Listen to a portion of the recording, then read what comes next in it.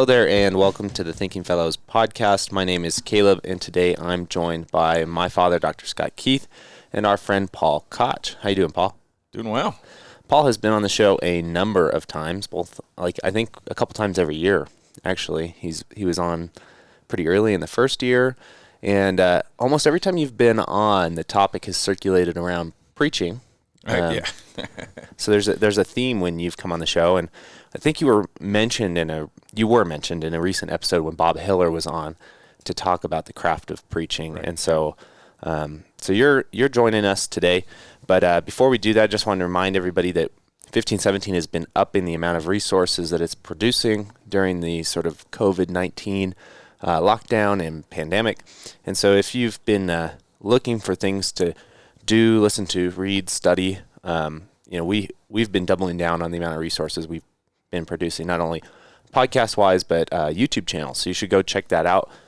We've always had a YouTube channel, but it's always sort of been just post-conference video, and now we're posting up-to-date, made-to-watch videos on there, so you can go subscribe. Right now, we're trying to make people aware that if you want to get the video content that we're producing regularly, the best way to do that is to go to the YouTube channel and subscribe. And you just switched over the plugins on the website to be YouTube. Yeah, plugin, right? New video on the website moving forward will also be YouTube. So if you watch a video from our website, you can go from there and subscribe to the YouTube channel as well. Little known fact, Caleb now manages the website too. A job I absolutely didn't want. But yeah, so that's please do go check that out. And then we also do want to thank everybody who has helped us stack up the reviews on Apple Podcasts. I really appreciate the people who don't even use Apple Podcasts. Who stole their wife's phone and put a review on? Yeah, who went over who have followed the links in the show notes and gone and done that for us. We appreciate the time it takes to do that. So, all right, guys. So we've been doing sort of episodes that have been tied to COVID. We've done episodes on vocational response to this. We've done episodes about what to read, watch, and listen to during this time. And one of the reoccurring themes that I've heard is sort of a sympathy for pastors who are struggling with what to do in this time as we've been trying to navigate resources for congregations and churches. And you guys have been talking about this all night.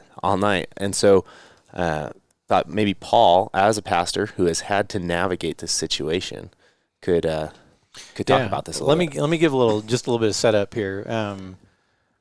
If people have been listening along, we did an original episode kind of when I think back then it even was just a recommendation to stop meeting. It wasn't even like mandates or anything. In California, it hadn't been mandated yet. And so, we did one with Dan Price where we sort of focused it around that Luther quote that he used in the email when we canceled the city event in Las Vegas regarding for neighbor safety and everything, which seemed reasonable. And I just, for history's sake, I just want to say I believe everyone pretty much thought we were talking about 2 weeks at that time. That was the number that was sort of being given out at the time.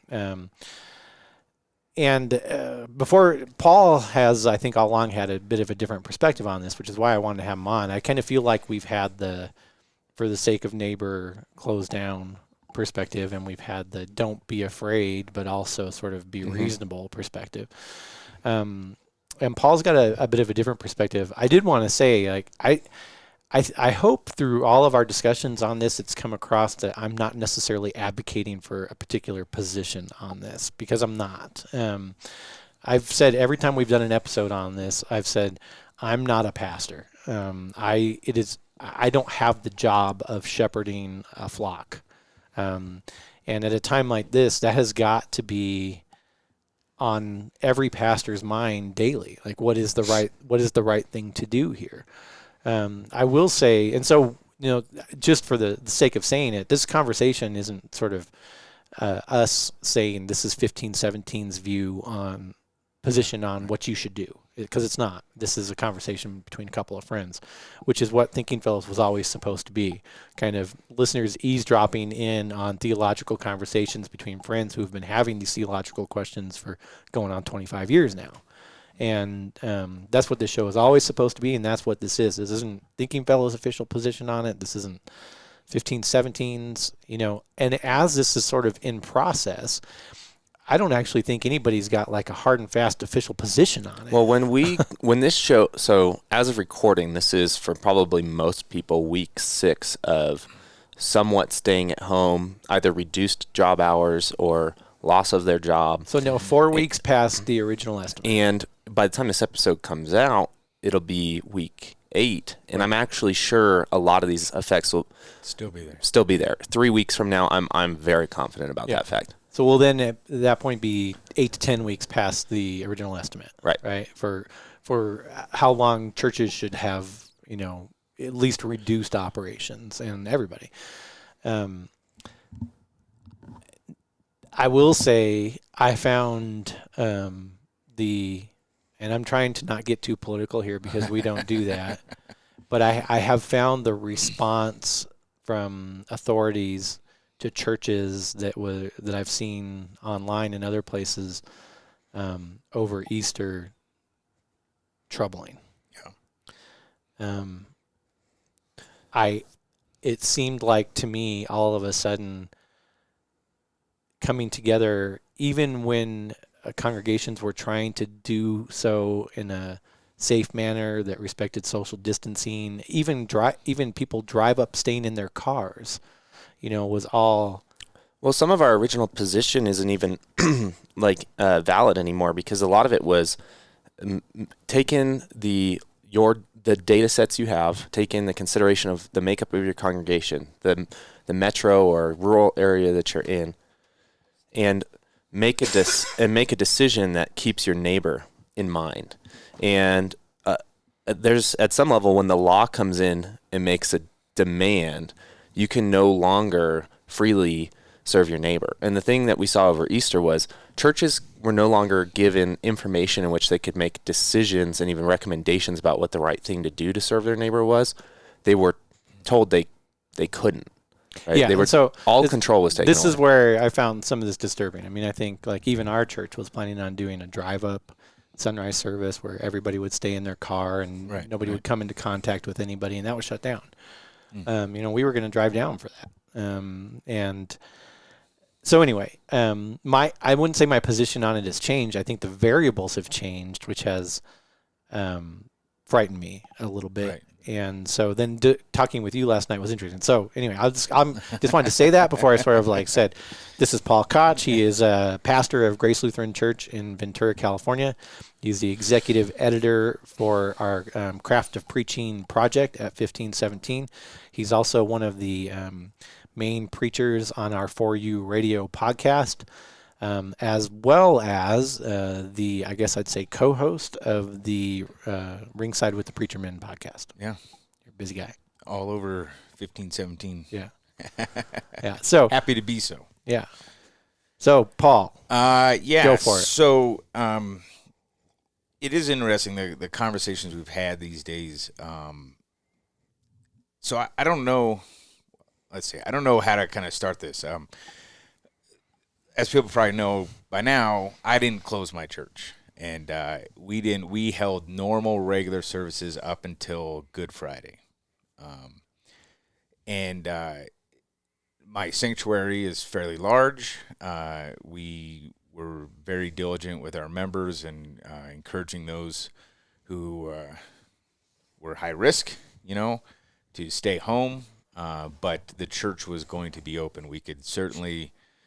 With kind of the devastation in numbers at that point, we could easily practice social distancing well spread out throughout the church. So people were making personal decisions not to come to church, right? Yeah. So and the goal was always, I don't want anyone to feel wounded by, in some way they're unfaithful by not coming because they're concerned about their health or something like that.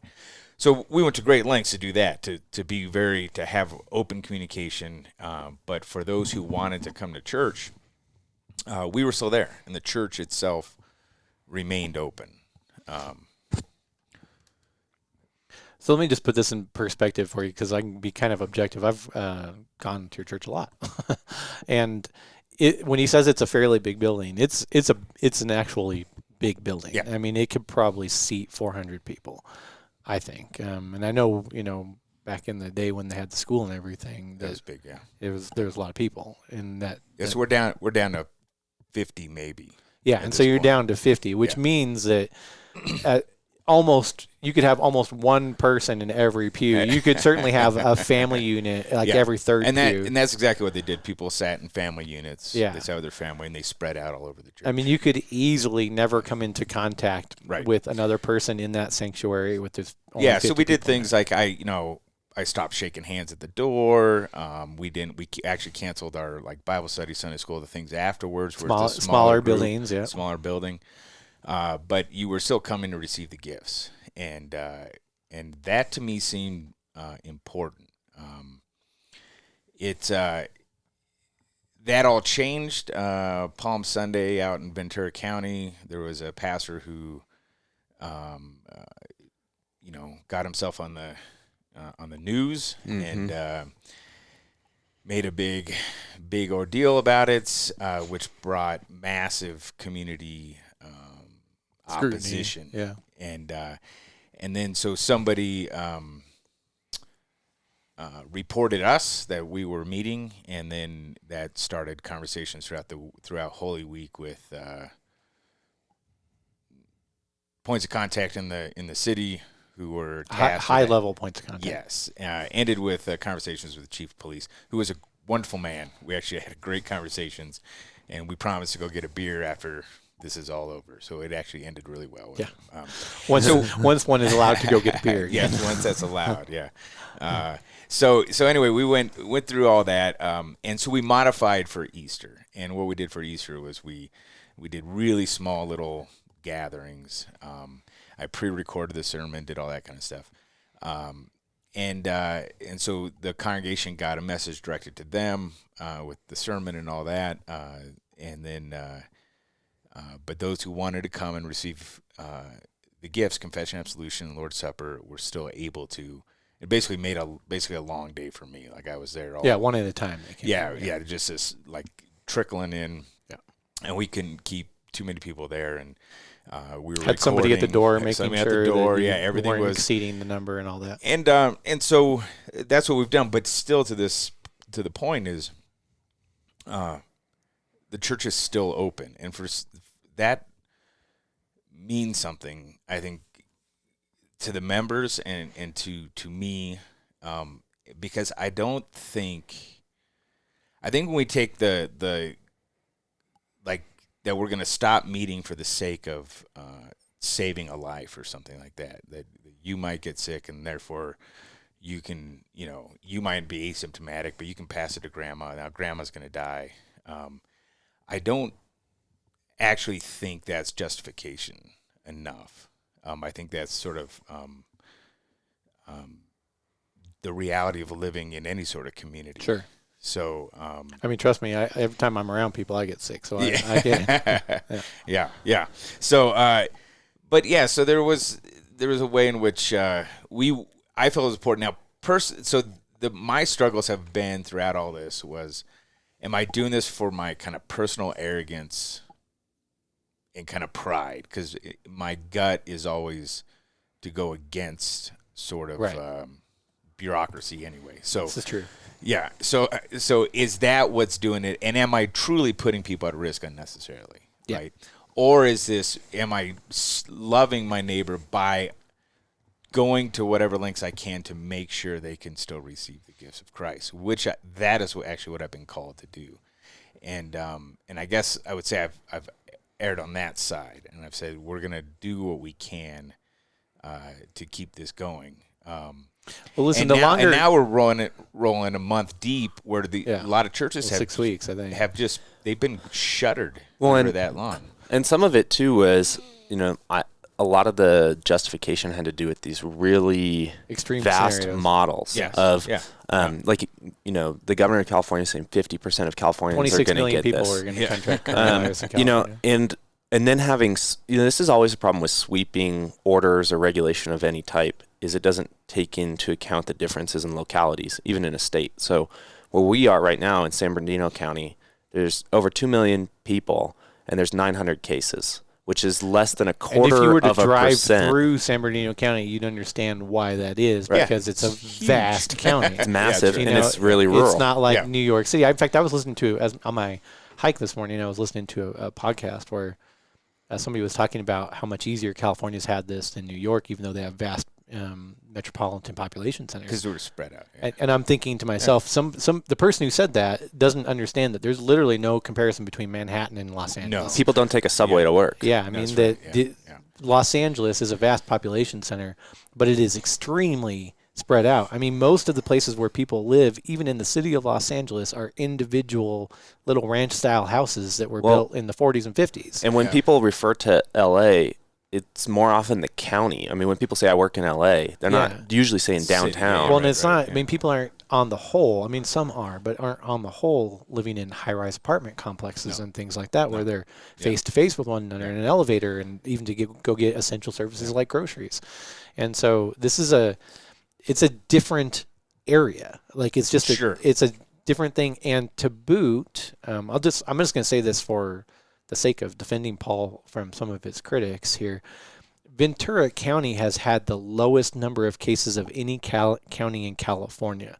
And so the number of contracted cases in Ventura County are exceptionally low and have been through this whole ordeal. Yeah. So I think yeah. So also lowest number of deaths in California by county. So where other people saw this as an opportunity to kind of demonstrate love for neighbor by closing church, I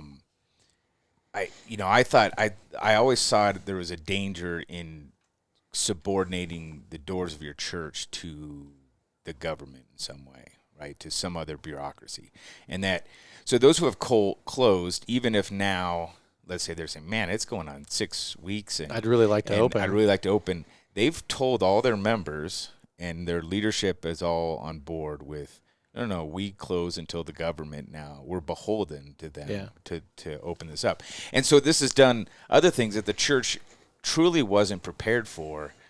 And by church, I mean individual congregations were not prepared for. And that is, what does it even mean to live stream service, or to try to figure out communion in a different way other than face to face? Yeah. So like, you listed earlier all the things at 15, 17 I'm involved in, right? And I've done this stuff for a long time. Some of it, I'm not foreign to using online media. Yeah, online media, right?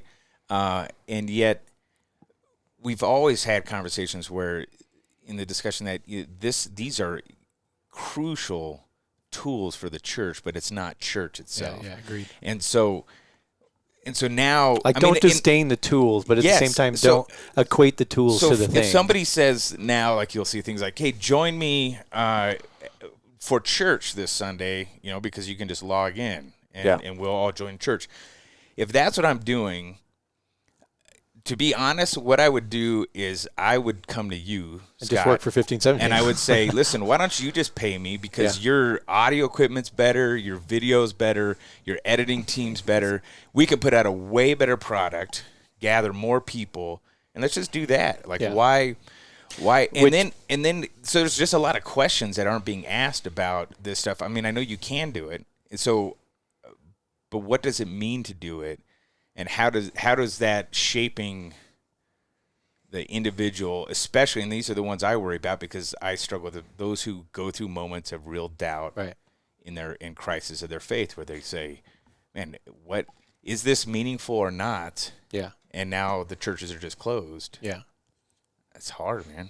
Yeah. It's tough. Like, and I want to say that you bring up a good point, because we've sometimes been criticized for like trying to take over what the church does, and that's never been our intent at all. Our intent has always been to support local congregations in their work.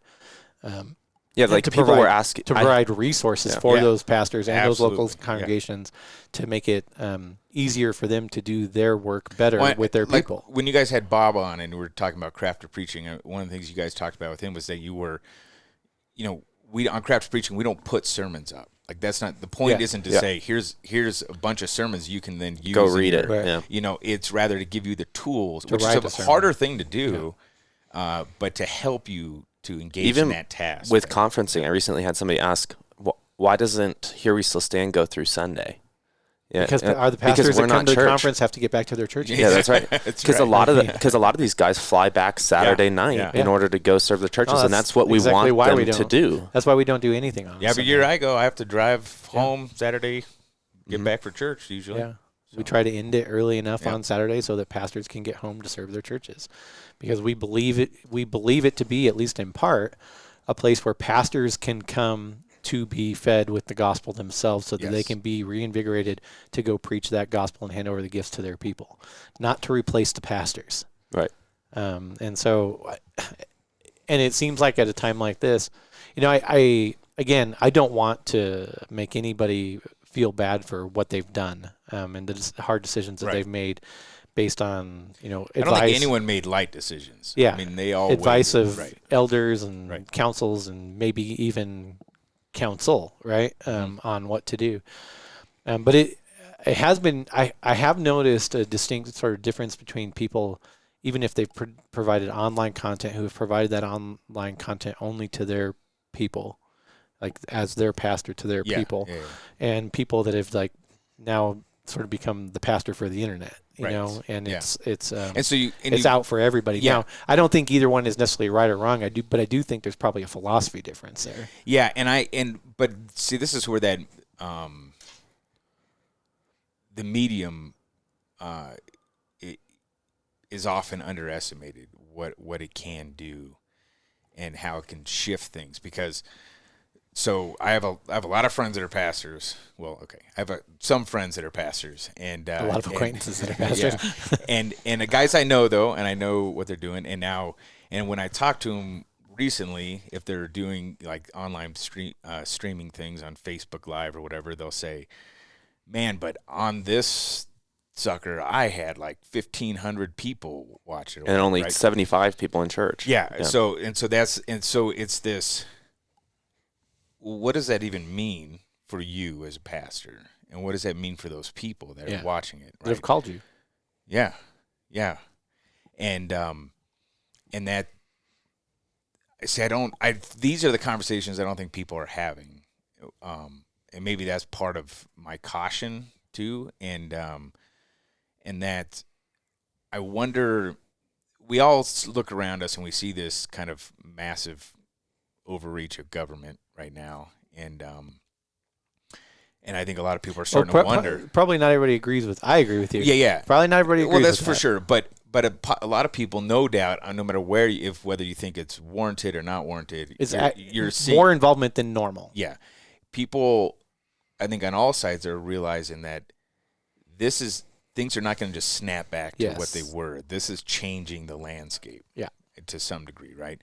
And I think churches need, like, this is going to change. So let's say you go and now you're streaming all your services. Yeah. And this is church now, right? Yeah. Is the expectation for you to continue? Yeah. So now we go back and you got folks trickling into church. So now you're a pastor and a video editor. Yeah. And so, and can you even do both of those? No, you can't. And can you do them well? Probably not. And so, I mean, that's a lot of, like I said, at that point, how come work for you? Yeah, there's a certain thing that we have to deal with all the time when you're doing digital media like a podcast, which is that the audience is very general, right? So you'll say one thing, you have to be more careful because you don't know who's listening. You're trying not to scare away people who are new to the faith or new to your tradition in ways, and sometimes that means that you don't say things you would say to people in your congregation. Say in a sermon at your church. Right. Yeah. And so you can't address, it's harder to address those specific people because now you're just sort of doing this general sermon. Which makes see, and so when we talk about like craft or preaching, that's a different thing. So last Sunday, then I preached to kind of nobody. I mean, there's a few people there or whatever, right? And it's being recorded. It is a different experience to do that task, but it's also, if I go long enough that way without my congregation there that I'm called to serve,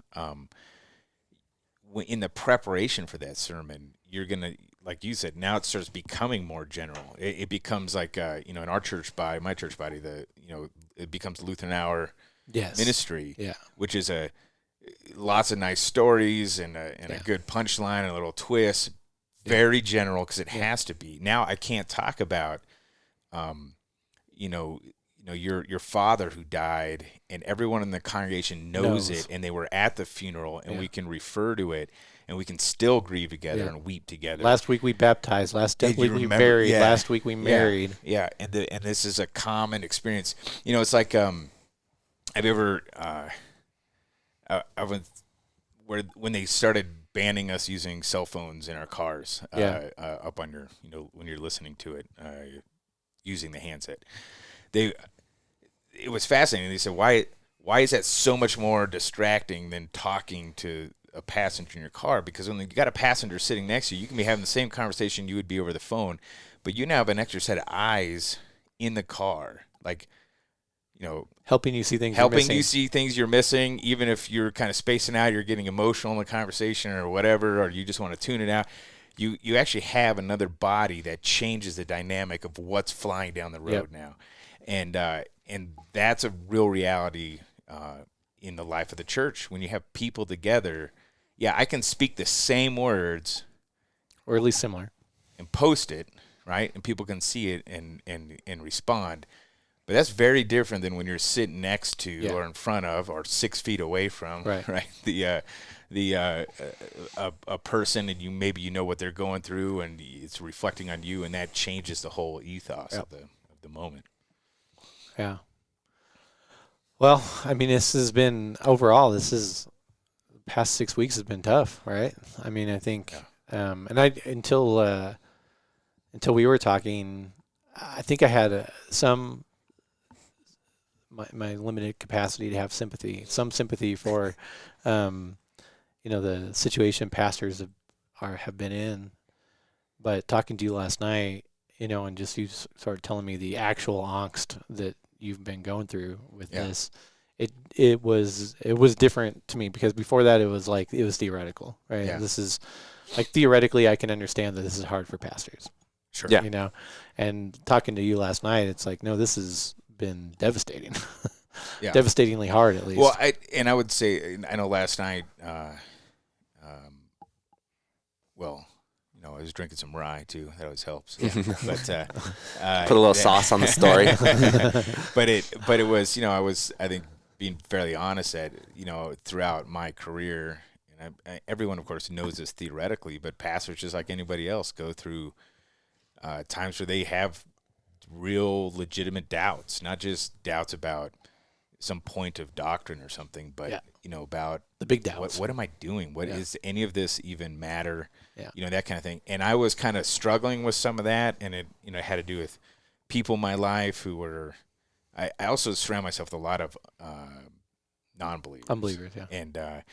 And sometimes that weighs on me. It's like, what the heck, This is my profession. I ought to be fairly good at this, and I was struggling, and then all this came down at that same time, and like within a week, I'm turning around and churches are shutting their doors, and I'm like, well, then does any of this matter?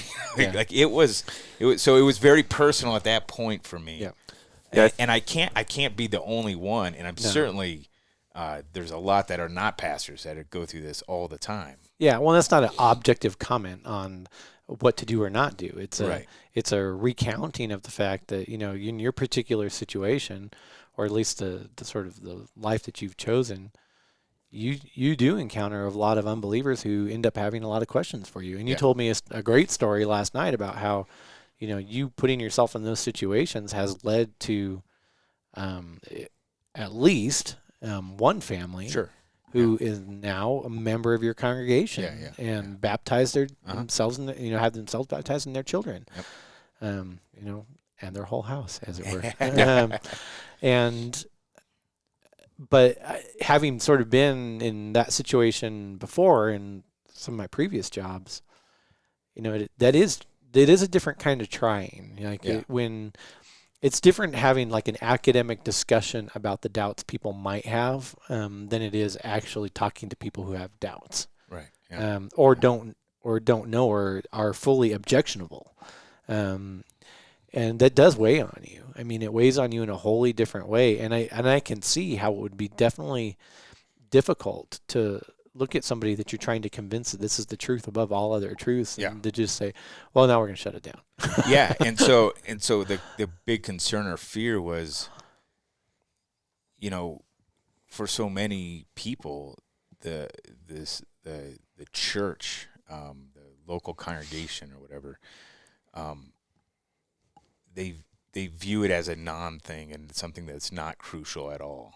And then like that, I think that was my gut reaction when I heard Place Your Come. And I'm not saying this was anyone's intention, but that was the way it hit me, was you've kind of now assured them that it is I think, as we say now, a non-essential service. This is not. Gosh, if there's one really bad thing besides the deaths and the sicknesses come out of this, it's the new set of buzzwords. Yeah, right. Non-essential, social distancing. I think this is a really good point, because for a long time, sort of secular culture has been working, and I would say most Christians I talk to are people who would just say they're Christian when you meet them or have drinks with them or something. Sure. Their faith is optional. It's a personal decision that makes their life moral better. Therapeutic deism. Yeah, exactly. Yeah. And it's something they choose that other people may not choose, and it's whatever your path is. I mean, I run into this a lot where I kind of assume I'll meet people up here who are non-religious, and they'll say, "No, I just don't go to church, but I'm a Christian," or even they'll say, "I'm a Christian, but I don't force it on anybody." All this kind of stuff. Mm-hmm. Well, this really did double down on church is a personal thing that you choose to live with that makes your life better, but that you don't really need. Yeah. Well, that may or may not make your life better, but that you don't really need. Yeah. Yeah. And that's good. Yeah. And I think there's some danger to that, and there's probably a lot more danger to that than we even yet realize. Mm-hmm. I think there'll be ramifications for this for a long time. Yeah. And like I said, I was fairly again, at the risk of getting political, I was fairly terrified on Easter, because I've never been a big one with the Christianity as a persecuted religion in America. Sure.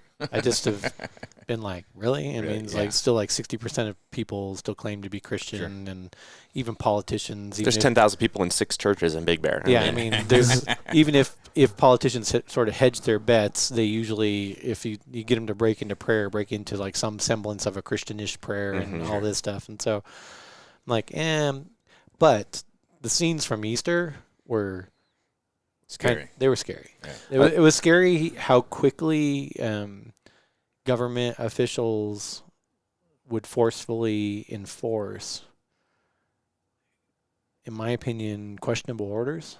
Yeah, especially things like the and forcefully the parking lot churches and stuff. And forcefully enforce, not just enforce. I'm sure the vast majority of police officers that were asked to do something about this, the vast majority of them were calm, kind people who were going in to peacefully ask people to disperse, and I'm sure that's the case, right? I'm sure that's the vast majority of responses to this. But even the hyperbolic scenes of the number of people, the number of enforcement officers that or threats that vigorously we will. Yeah, so enforced these questionable orders. Where I live, our chief police, who I got to kind of know a little bit, he was so humble. Like he was he called and said, "Listen, I don't want to do this, and I don't." And he was basically calling me like, what can we do? Where are we, he's like, I don't want to send my guys out to break up anything at a church. So how can we? And so I said, here's a plan. This is what I'm going to do. And he was like, okay, we can roll forward with that, And so it was. And I'm sure that's the vast majority of cases, right? But you see it, right? Yeah. All of a sudden it's public. It frightens me more now than before, and I guess I'll kind of leave it at that, because I don't want to get I don't want to turn this into. Yeah, because you don't know the context of what prompts. Lutheran talk radio. Like you don't know if there were videos going around of I saw one where 20 or 30 cop cars showed up to a church in order to prevent people from coming doing a parking lot service. Yeah. You don't know if the pastor was antagonizing those police before that. Yeah.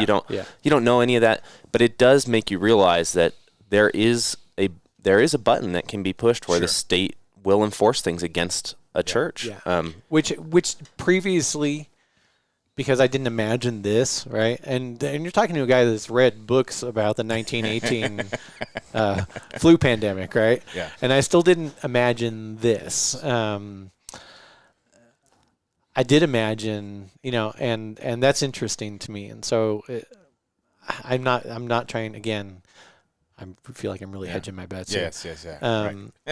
I'm not trying to make any conclusions here. I'm just trying to say that this was Easter beyond being interesting because it's the first time in our entire lives, that we've done an Easter service only at home. I don't think it's the first time we've done like a devotion on Easter at home or sung a few hymns on Easter at home, but it's the first time that's all we've done.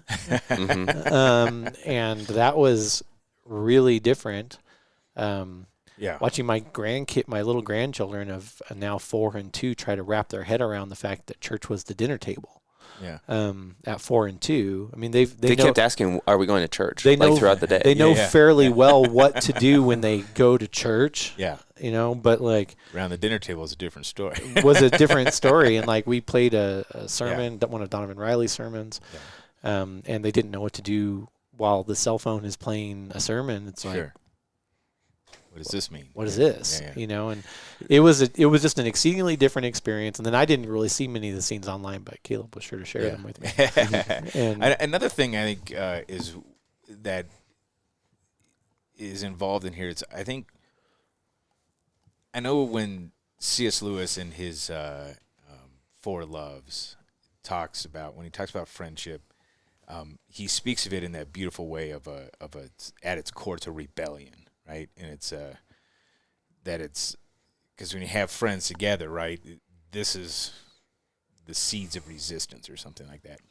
I think G.K. Chesterton in his collection of essays on what's wrong with the world, I think it's called, he talks about, because he's so concerned in about property and having a place to call your own and a place to gather, right? And both of them in different ways, I think, kind of paint this picture that when you don't have the ability to gather, you don't have the ability to resist or to make any sort of stand or to cause any sort of rebellion, even if that rebellion is the gospel. Yeah. And so I that applies certainly politically or in our personal lives, but it certainly, I think, defines a lot of what the church is, and I think a lot of people are longing for that again, or what it could be again. I'm good to wrap up there. I want to read something though. My wife and I, when we're up here, there's a bunch of walking trails right out our front door, and when this first started, maybe like 3 weeks ago, she was taking one of the dogs for a nighttime walk, and she texted me this picture of something that somebody had pinned to a tree in our little, I guess I'll call it a neighborhood of cabins up by us. That's from C.S. Lewis in 1942. And for those that don't really sort of remember some of the history, 1940-41, England and London had endured, I think, I wish Adam were here, 57 days of the Blitz, where Nazi Germany bombed not only England but central London for many days. Over 40-some-odd thousand people died during the Blitz. But one of the big goals for the people at that time, it's where if you've ever, seen the sort of now cliche signs that say keep calm and carry on, that's where they got that from, right? Because one of the goals was to not allow the attempt by the Nazis to ensue absolute terror on the people of England, not to let that take hold. And so after the Blitz every day, the legions of people from the neighborhoods would come out and clean up neighborhoods, and stores that weren't bombed would still open, and just amazing. And in 1942, just after that, C.S. Lewis writes this. Says, first, Satan, quote, I will cause anxiety, fear, and panic. I will shut down businesses, schools, places of worship, and sports events. I will cause financial turmoil, end quote. Jesus, quote, I will bring together neighbors, restore the family unit. I will bring dinner back to the kitchen. I will help people slow down their lives and appreciate what really matters. I will teach my children to rely on me and not the world. I will teach my children to trust me and not their money and material resources. I will teach my children to trust in Jesus. And I think one of the things that more and more for me as this time goes on, and everybody I'm sure is sick of talking about it, so next episode we post after this will be something not COVID related, is just what you said, that in order to be a family, right, either be that your own family or the family of God, at some point it requires coming together. Amen. All right, guys. Well, thank you for listening to this episode. I'm sure people will have all sorts of comments on it. Again, I don't want to feel like it's backstepping, but this isn't. None of this was an attempt to try to tell people what to do, but was instead to see how there have been attempts to do other things that we're still also trying to serve neighbor, and how it's valid to ask questions about what the right response is in sort of times of panic like this. Well, and like I said, we've, I think, faithfully presented the other options. Right. And so to have somebody on to tell their experience of, a possible third alternative or third way, I don't think is a bad thing. And I hope people receive it reasonably as we've attempted to pass it over. All righty. Well, thank you for listening to this episode. We'll catch you next time. Bye.